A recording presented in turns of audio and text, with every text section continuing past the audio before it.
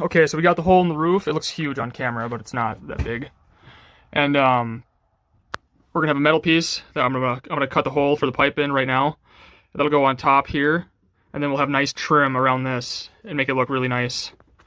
But yeah, the hole looks massive on camera, but it's only 18 inches by 18 inches, so.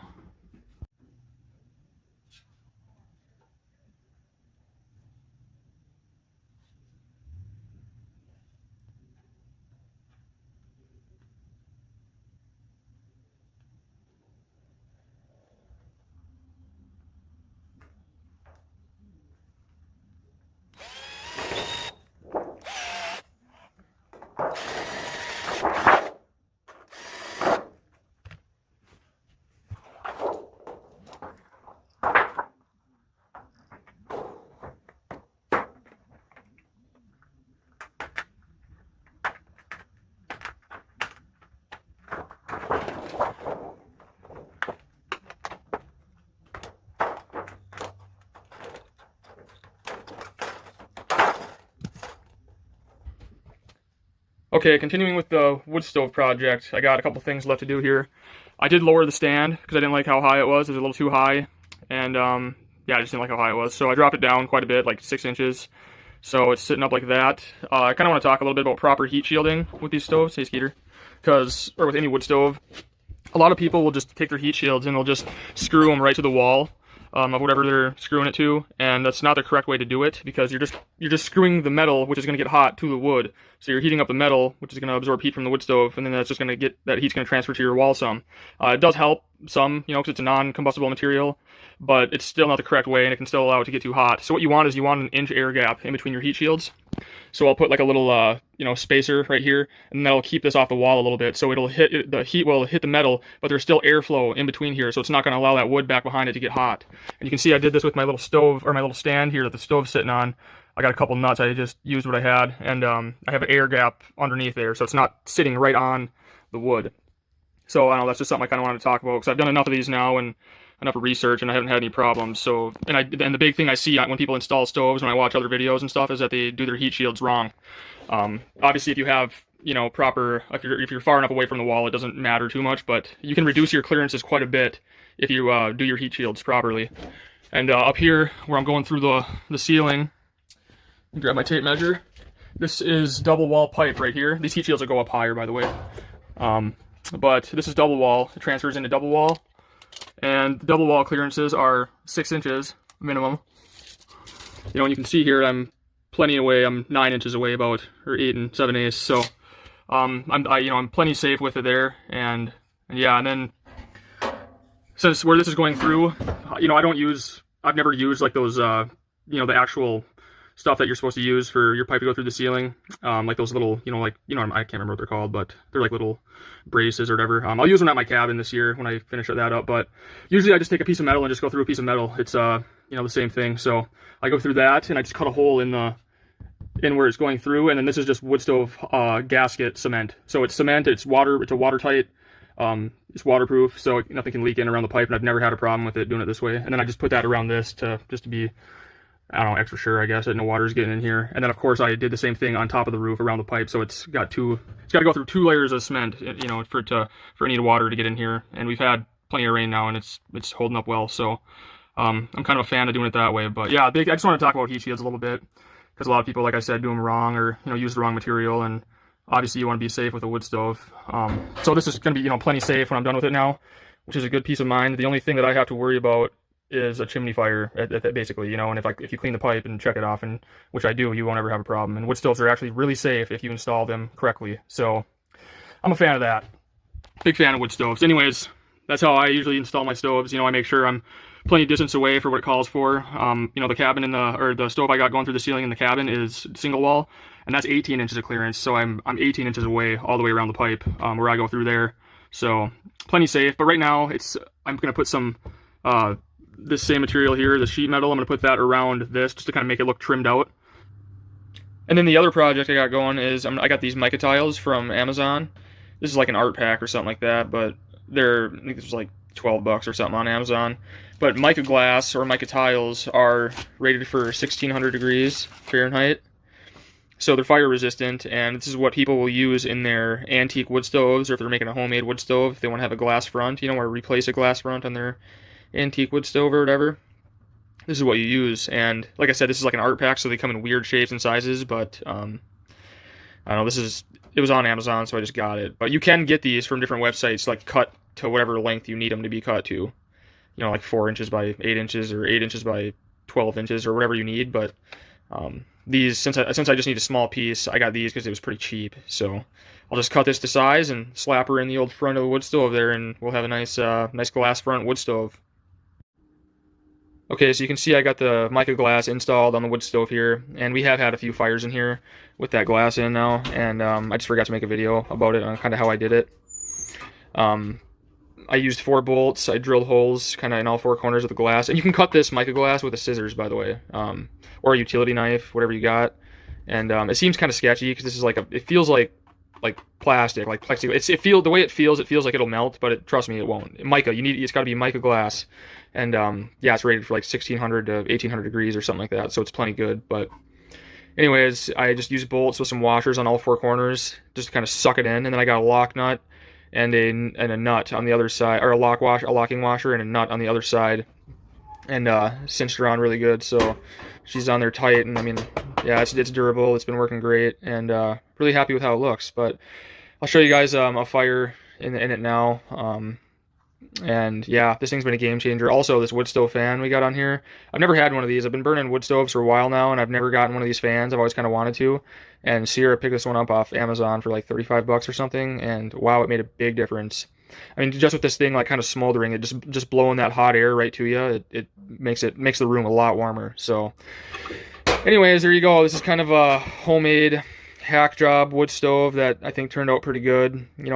I took a grinding wheel and cut this square in with the glass, made the glass a little bit bigger than the hole, and then just, yeah, used the bolts on all 4 corners, and she's been working good. No smoke coming in, nothing like that. So yeah, I'm happy with it. I'll show you guys the fire now.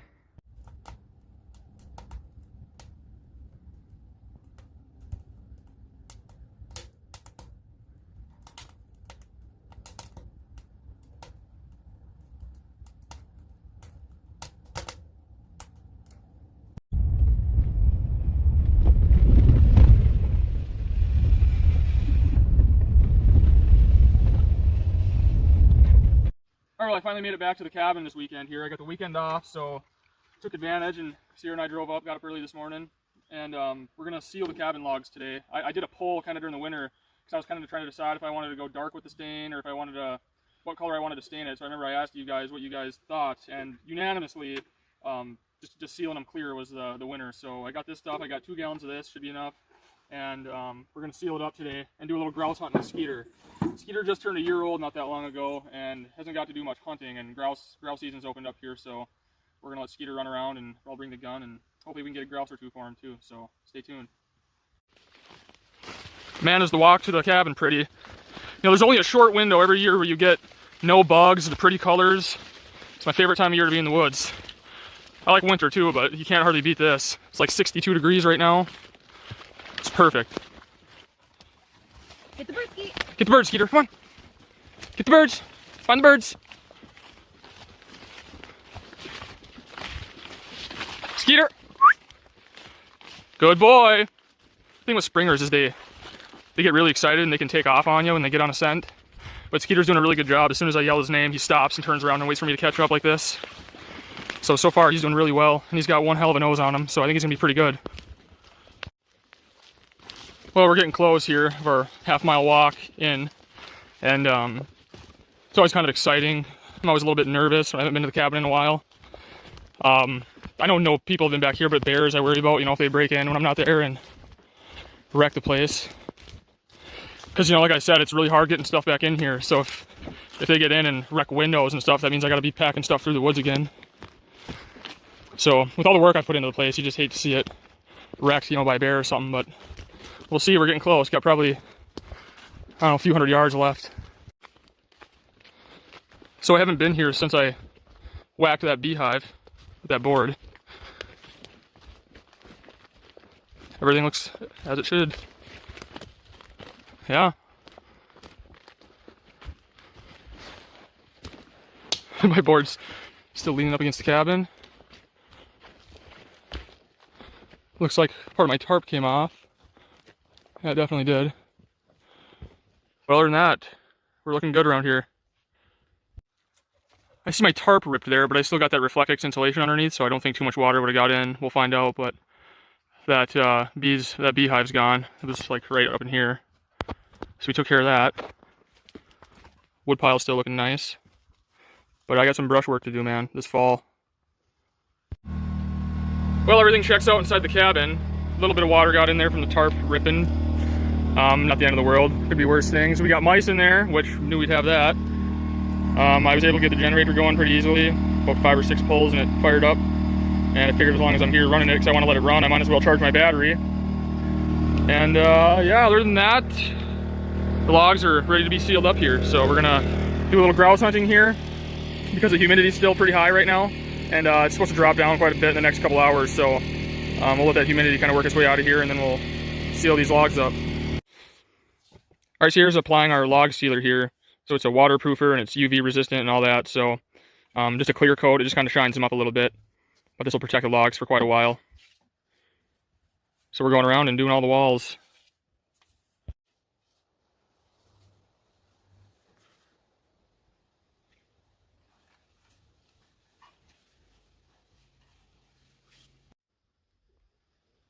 All right, was mission accomplished. We got the logs all sealed, so that's what it looked like, all sealed.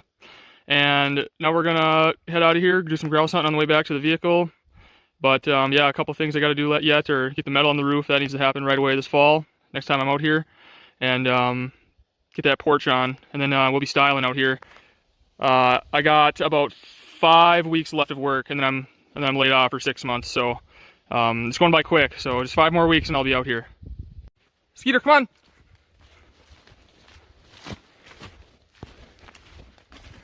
Good boy.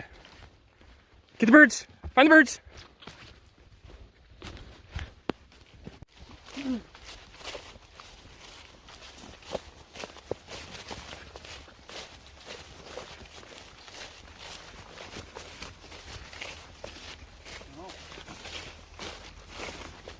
Here. Hey, here. Here. Here. Here. Here.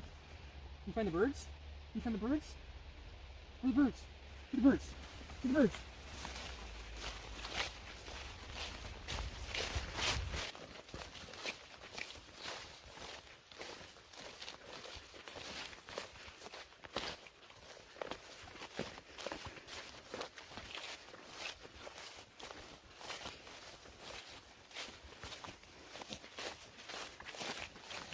Alright, so we were just walking through the woods, hunting for grouse, and Skeeter all of a sudden kind of took off really fast.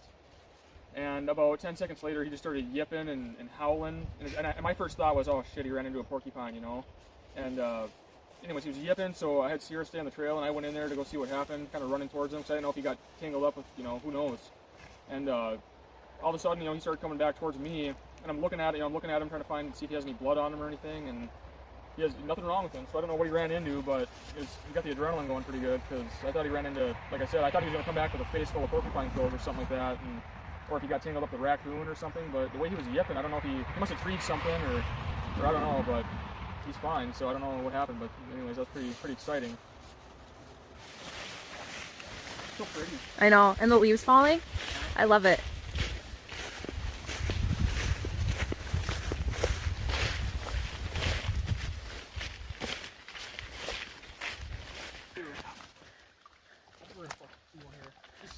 Yeah, look at his tail. It's just going. Good boy. Get the birds. Good boy. Get the birds. Good boy. Find the birds. Get him.